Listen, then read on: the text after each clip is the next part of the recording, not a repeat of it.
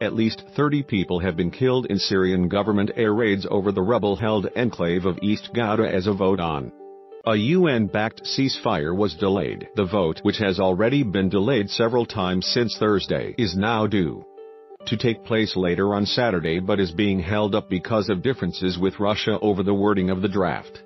Moscow says that it wants to include a 30-day calming period to allow for aid deliveries and medical evacuations, but critics say that at the main ally of President Bashar al-Assad, it is in fact suing for more time. At least 462 people have been killed since the bombing intensified last week, including at least 99 children, the Syrian Observatory for Human Rights Monitoring Group said. UN Security Council members had been discussing a cessation of hostilities for the last month to allow aid to be brought in and the injured to be taken out.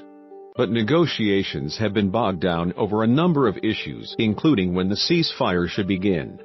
The Security Council members were unable to agree on the precise language that could gain Russia's support. As a permanent member of the Council, Moscow has veto power and has used it at least 10 times to protect the government of President Assad.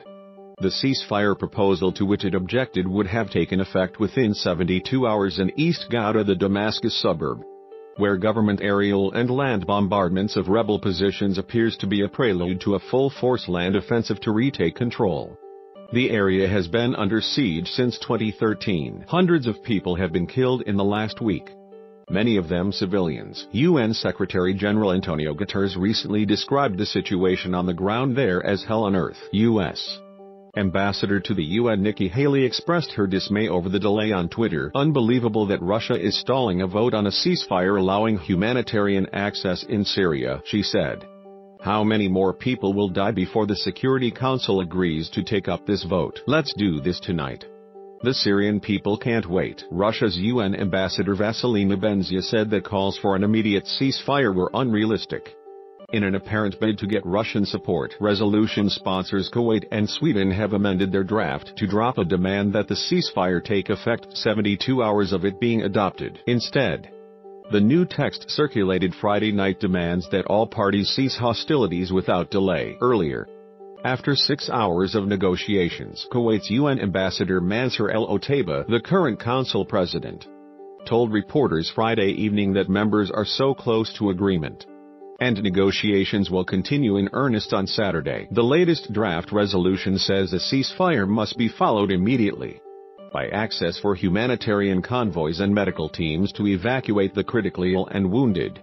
It states that 5.6 million people in 1,244 communities are in acute need, including 2.9 million in hard-to-reach and besieged locations.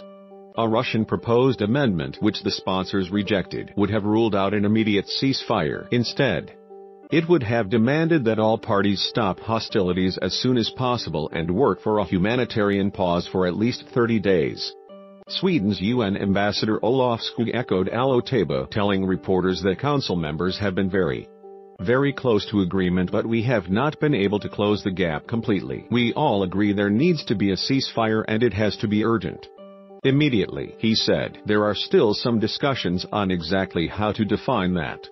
So that's what we're working on. The continuing deadly assault on a rebel-held town in Syria has left nearly 100 children dead and scores of others needing hospital treatment. President Assad and his supporters argue that jihadists are using the enclave to fire rockets at Syrian government positions. President Assad's brutal wave of airstrikes and artillery bombardment has been supported by his Russian allies.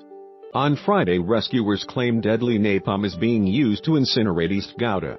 Aid volunteers captured images of what they said were missiles loaded with flammable liquid raining down on the city of Hamuria in East Ghouta. A video, which is mostly dark apart from burning material, appeared to fall from the sky, shows missiles loaded with prohibited napalm being dropped in residential neighborhoods. At least 462 people have been killed and many hundreds injured.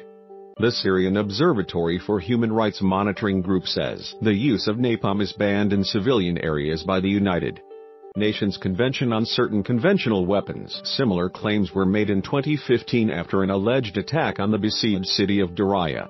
In 2013, young children and adults suffered horrific burns after being caked in a napalm-like substance when a bomb was dropped on a school playground near the country's capital. Fresh bombardments on eastern Ghouta killed dozens on Thursday, bringing the number of dead civilians in a 5-day assault by the Syrian government to more than 400. Mounting calls for a humanitarian truce in one of the bloodiest episodes of Syria's 7-year conflict failed to stop more and more people being killed by airstrikes and rocket fire. People on the ground are huddled in basements while government forces pound the enclave with rockets and bombs, turning towns into fields of ruins and even hitting hospitals. Aid group Doctors Without Borders said 13 of the facilities it supports in eastern Ghouta were damaged or destroyed in 3 days, leaving remaining staff with very little to save the hundreds of wounded brought to them every day in the hospital mortuary in Doma, the main town in the enclave just east of Damascus. Bodies wrapped in white shrouds were already lined up on the floor, 2 of them children. Russia has so far denied direct involvement in the assault on Ghouta, but the pro-government Syrian newspaper El Watan reported on Thursday that Russian warplanes and advisors had joined the battle. The U.S. said on Thursday Russia had unique responsibility for the deaths. Regime and allied forces have been massing around the enclave, in which an estimated 400,000 people live, ahead of a likely ground offensive to flush out holdout Islamist and jihadist groups. The indiscriminate bombardment and the strikes on medical facilities have sparked global outrage, but few concrete options have emerged to stop the bloodletting. The aid community voiced its frustration as the world appeared once again powerless to stop a conflict that has left almost 350,000 dead in 7 years and caused destruction rarely seen since World War II. Earlier, Russian Foreign Minister Sergei Lavrov said jihadist fighters in Ghouta had rejected an evacuation deal. The head of the Defense Committee in Russia's lower house of parliament said Thursday that more than 200 new types of weapons were tested as part of his country's military support to the regime of President Bashar al-Assad.